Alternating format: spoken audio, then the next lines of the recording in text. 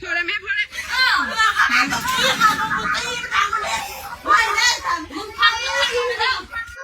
โอ้ยยาไม่ขายนี่แม่ย่าได้ออกมาสั่งสอนลูกสะใภ้อยู่ที่สปป.ลาวเนาะพี่น้องเนาะโอ้โฮนะคลิปนี้ก็ถือว่ากำลังโด่งดังเป็นที่กระแสอยู่ที่บ้านฟ้าเลื่อนไปทางใดก็เจอนะพี่น้องครับนะโอ้โฮเนาะคลิปนี้นะครับแม่นเกิดอยู่ที่สปป.ลาวเกิดเมื่อวันที่3เดือนกุมภานะครับปี2569นะได้มีแม่ของผัวแล้วก็ผัวแล้วก็ลูกสะใภ้แล้วก็มีทั้งน้องสาวของผู้ชายนะที่เพิ่นได้มีการอัดคลิปแล้วก็โพสต์ลงในโลกโซเชียลเนาะก็เป็นเรื่องที่แบบ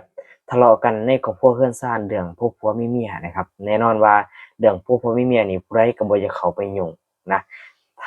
และได้มีการถ่ายคลิปออกมาประจานแบบนี้ออกมาโพสต์ลงแบบนี้นะก็ถือว่าโลกโซเชียลเฮาก็ค่อนข้างไวนะคนก็ไปคอมเมนต์ค่อนข้างเยอะนะตอนนี้ก็ถือว่าเป็นข่าวที่ค่อนข้างดังเนาะพี่น้องเนาะสิขอเล่าเหตุการณ์ก็คือว่าเรื่องมันได้เกิดขึ้นก็คือมีการ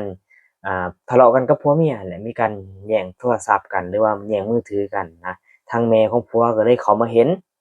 นะเขามาเห็นเนี่ยก็ได้มีการเข้ามาทำร้ายลูกสะใภ้แล้วก็ดึงลูกสะใภ้ออกจั่งซี้นะแล้วก็มีคลิปค่อนข้างยาวกว่านี้อีกเนาะแต่ว่าเพิ่นน่ะถ่ายเอาแค่ช่วงที่ลูกสะใภ้อะทำร้ายผัวหรือว่ามีการดึงผัวมีการฉุดกระชากลากดึงกันเนี่ยนะครับพี่น้องครับนะแต่ว่าบ่ได้ถ่ายตอนที่แม่ย่าหรือว่าแม่ของผัวน่ะทำร้ายลูกสะใภ้และผัวนะเบิ่งเมียตัวเองที่ถูกทำร้ายนะเพราะว่าหยังอยู่ที่สปป.ลาวนั่นในเมื่อที่แต่งงานแล้วนะผู้หญิงอะสิไปอยู่นำผู้ชายนะอันนี้ก็คืออยู่แถว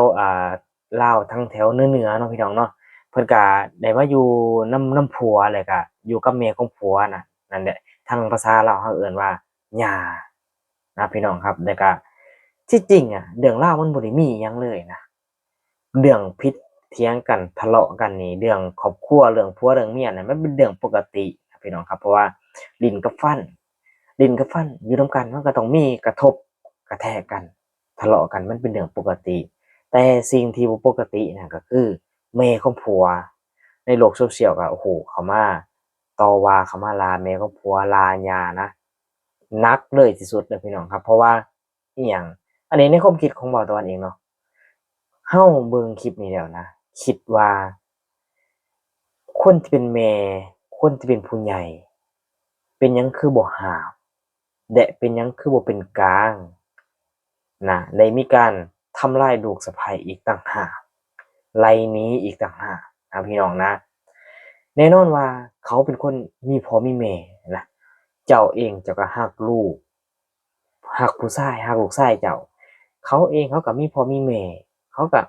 ลูกไผไผก็รักลูกใครใครก็รักนะฝากไว้นะกับย่าคนนี้นะโอ้โฮถือว่าที่จริงอะถ้ามันทะเลาะกันแล้วมันเป็นอยู่ช่วงที่แบบว่าเขามาต่างคนต่างอารมณ์ร้อนเหมือนที่เราทะเลาะกันนี่แหละต่างคนต่างอารมณ์ร้อนก็เข้ามาแล้วก็ช่วยแทนที่สิแยกออกแล้วก็ให้ต่างคนต่างใจเย็นแล้วก็ถึงสิเอาเข้ามาคุยกันได้นะพี่น้องนะเข้ามานั่งคุยกันเราในฐานะที่เราเป็นแม่เนาะอธิบายว่าเรื่องมันเกิดขึ้นเป็นญ้อนหยังลูกอธิบายต้นปลายสาเหตุปรับความเข้าใจอันนี้เขาเอิ้นว่าแม่นะแล้วก็ต้องเป็นกลางให้มากที่สุดแน่นอนว่าเขาได้เข้ามาอยู่ในชีวิตครอบครัวของเจ้าเขาเป็นลูกสะใภ้เจ้าก็จริงแต่เราก็ต้องรักเหมือนลูกของเราเองนะบ่คือ